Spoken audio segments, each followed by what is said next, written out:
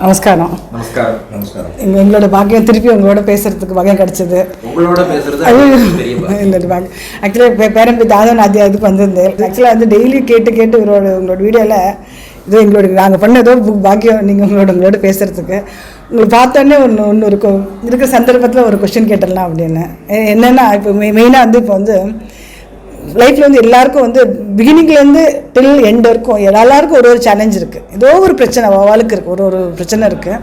அது எப்படி சால்வ் பண்ணுறதுன்னு தெரியாமல் முழிச்சுட்டு நம்ம என்ன பண்ணுறோம் டக்குன்னு இப்போ சோஷியல் மீடியா போனால் பரிகாரம் இந்த பரிகாரம் அந்த பரிகாரம் கரெக்டாக பண்ணுறாளா ரீச் ஆகிறதா இப்படி அது ஒன்றும் ஐடியா தெரியல. ரொம்ப லைஃப் வந்து எல்லாருக்கும் ஒரு மாதிரி போயிட்டு இருக்கு. ஸோ எல்லாருக்கும் ஒரு சொல்யூஷன் வந்து உங்களுக்கு அவங்க பரிகாரத்தை பற்றி சாஸ்திரம் என்ன சொல்கிறது, இல்லை நீங்கள் என்ன சொல்கிறீங்க, உங்களோட வாயிலிருந்து கேட்கணும்னு எனக்கு. ஐயங்கார் கிச்சன் நேயர்களுக்கெல்லாம் நமஸ்காரம். ரொம்ப ரெலவெண்ட்டான கேள்வி கேட்டிருக்கேன். நான் சமீபத்தில் ஒரு ஜோக் பார்த்தேன்.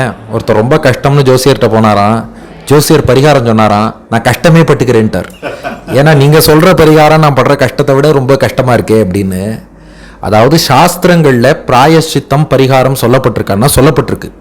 ஆனால் முதல்ல இந்த பிராயஷ்சித்தம்ங்கிறதே எப்போ பண்ணுவான்னா, நம்ம ஒரு தப்பு பண்ணிட்டோம்னா அதுக்கு அட்டோன்மெண்ட்டுன்னு சொல்கிறோம் பாருங்க, அதுதான் பிராயஷ்சித்தம்ங்கிறது. நம்ம ஒரு தப்பு பண்ணிட்டோம், அந்த தப்பை ரெக்டிஃபை பண்ணிக்கிறதுக்காக ஒன்று பண்ணால் அது பிராயஷ்சித்தம்னு பேர்.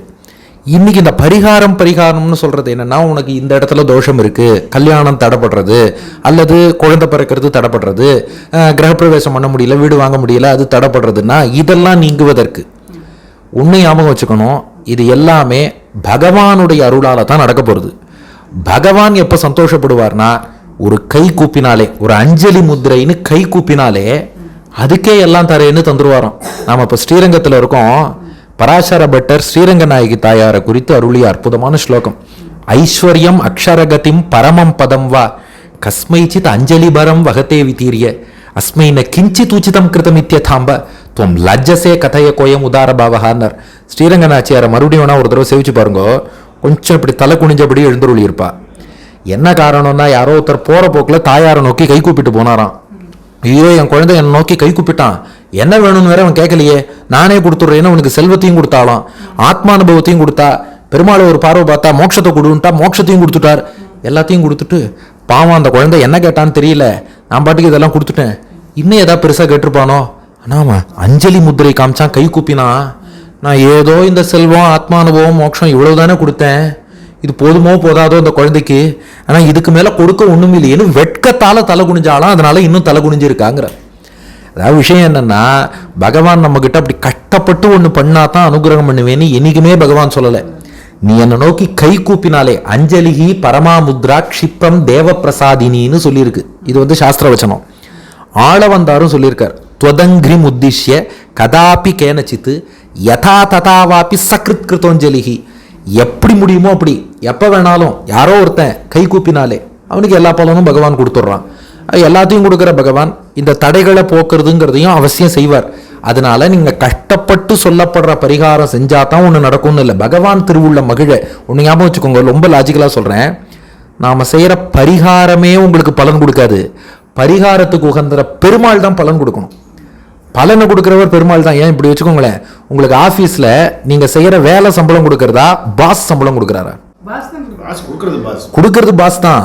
எதை வச்சு கொடுப்பாருன்னா நீங்கள் செய்கிற வேலையை பொறுத்து கொடுப்பார். அப்போ வேலையே டைரெக்டாக சம்பளம் கொடுக்காது இல்லையா? அது போல தான் பரிகாரமே டைரெக்டாக பலன் கொடுக்காது. பாஸுங்கிற பெருமாள் பார்த்து இதை பொறுத்து பலன் கொடுப்பார். அவரே எளிமையாக கை கூப்பு அஞ்சலி முத்திரைன்னு ஒன்று சொல்லியிருக்கார். அதையே செஞ்சுருவார் இல்லையா? இன்னொன்று, இது வந்து பிரமாணம் இல்லாமல் அடின்னு சொல்லலை. விஷ்ணு புராணத்தில் ஒரு அற்புதமான வச்சனம், பிராயஷ்சித்தானி அசேஷானி தப கர்மாத்மகானி வை யானி தேஷாம் அசேஷானாம் கிருஷ்ணானுஸ்மரணம் பரம். இதுக்கு பொதுவாக ஒரு அர்த்தம் சொல்லுவா, ஆனால் எங்கள் ஆழ்வான்கிற மகான் இதுக்கு வியாக்கியானம் பண்ணியிருக்கார். 1000 பிராயஷ்சித்தம் பரிகாரங்கள் இருக்கலாம். எல்லாத்த விட சிறந்த பிராயஷ்சித்தம் என்ன தெரியுமா? கண்ணை மூடி பகவானை தியானிச்சு அடியேன் பகவானுக்கு தொண்டன், கிருஷ்ண அனுஸ்மரணம். அனுனா அவனுக்கு அடியவன் அர்த்தம். அனுஸ்மரணம், பெருமாள் எனக்கு தலைவன், பாஸ், நான் பெருமாளுக்கு தொண்டன். இதை மனசார நினைச்சுட்டா நான் எப்பேற்பட்டவனுக்கு தொண்டவனா இருக்கேன், இந்த கஷ்டமெல்லாம் என்ன நெருங்க முடியுமா, அந்த கான்ஃபிடன்ஸ் வந்துடும். அதுக்காக இப்போ இப்படி சொன்னா என்ன ஆகும்? அப்போ சாஸ்திரத்தில் கஷ்டமாக சொன்னதெல்லாம் நீ வேண்டாங்கிறியானா? அப்படி இல்லை. இப்போது இங்கேருந்து நீங்கள் ட்ரிச்சி போகணும்னு வச்சுக்கோங்க, பைபாஸ் ரோடுன்னு ஒரு ரோடு கொடுத்துருவா. டிராஃபிக் உள்ள ரோடும் இருக்கும்பா, அதை சூஸ் பண்றவா அதுல போவா, அதனால அவளை தப்புன்னு சொல்லணும் தேவையில்லை. அப்படிப்பட்ட பிராயச்சித்தங்களும் சொல்லப்பட்டிருக்கு. கஷ்டமா உள்ளதும் உண்டு, அதை பண்றவாள தோஷமா சொல்லலை. ஆனா கஷ்டமா இருக்கே பண்ண முடியல நீங்க கவலைப்பட வேண்டாம். எளிமையா பகவானை நோக்கி கை கூப்பினாலே அவர் அனுகிரகம் பண்ணுவார். இந்த ஈஸியான ரூட்டும் இருக்கு. அதனால கஷ்டமான ரூட்டு தான் வழின்னு நினைச்சுட்டு அதை நினைச்சு கவலைப்படுறதை விட ஈஸியான வழி இருக்கு, இதுல விருப்பம் உள்ளவர்கள் பகவானை நோக்கி கை கூப்பினா அந்த அஞ்சலிங்கிற இந்த கை கூப்புறதுக்கு அஞ்சலி முத்திரைன்னு பேரு. இதுலயே எல்லா பாவங்களையும் பகவான் மன்னிச்சிருவான். நம்ம என்ன விரும்புறோமோ விரும்பிய பலன்களை கொடுத்துருவான். அதனால இந்த அஞ்சலிக்கு மேல தனியா பிராயச்சித்தம் நாடி போக வேண்டும்ங்கிற அவசியம் பெருசா நம்ம ஆச்சாரியர்கள் சொல்லவில்லை. ஏன்னா நம்ம சொல்றது பேலன்ஸ்டா சொல்லணும். ஏன்னா இப்போ மற்ற பிராயச்சித்தங்கள் பண்றவாடும் இருப்பா, நம்ம யாரையுமே குத்தம்னு சொல்லக்கூடாது. இப்போ நீங்க ஒரு பிலீஃப் ஃபாலோ பண்றீங்கன்னா I have to respect that. அதனால அவளை நம்ம எதையுமே குத்தம்னு சொல்லக்கூடாது. இன்னொன்னு அது அவளுக்கு ஒரு சாந்தியை கொடுக்கும். இப்போ சிம்பிளா அஞ்சலி முத்திரை காமிச்சா போதும் தான். நான் எத்தனை பேருக்கு அந்த கான்ஃபிடன்ஸ் வரும்னு நினைக்கிறேன். இப்போ எனக்கே மெசேஜ் பண்ணுவா, சார் இந்த பிரச்சனை இருக்குது, இதுக்கு என்ன பண்ணணும், அதுக்கு என்ன பண்ணணும். ஒன்றும் இல்லைப்பா, பெருமாளை பிரார்த்தனை பண்ணுங்க, பெருமாளை தியானம் பண்ணுங்க, கோவிலுக்கு போங்க, கை கூப்புங்க போறோம்னு சொன்னா என்ன சார் இது ஏதாவது பெருசா சொல்லுவீங்கன்னு பார்த்தா இதோட முடிச்சுட்டு இல்லைன்றா.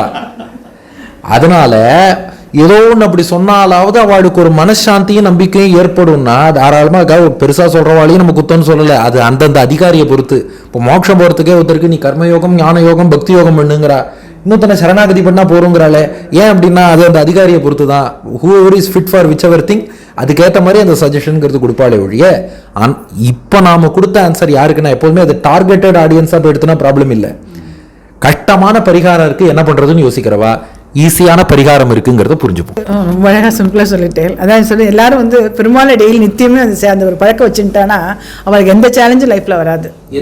கரெக்ட். ரொம்ப அழகான விஷயம் அதுதான். ஆளவந்தார்லேருந்து ஆழ்வார்கள்லேருந்து ராமானுஜர்லேருந்து எல்லாரும் காமிச்சது அஞ்சலி, கை கூப்புங்க, பெருமாளை நோக்கி கை கூப்புறது. ஏன் அஞ்சலின்னு பேருன்னா சொல்றா, அஞ்சலின்னு சொல்றோம் இல்லையா, ஆனா பெருமாளும் ஆங்கிற பெருமாளை ஜலம் போல உருக வச்சிடுமோ, அதனால அஞ்சலி அம் ஜலயத்தி ஆங்கிற பெருமாளே ஜலம் போல உருகிடுவார்.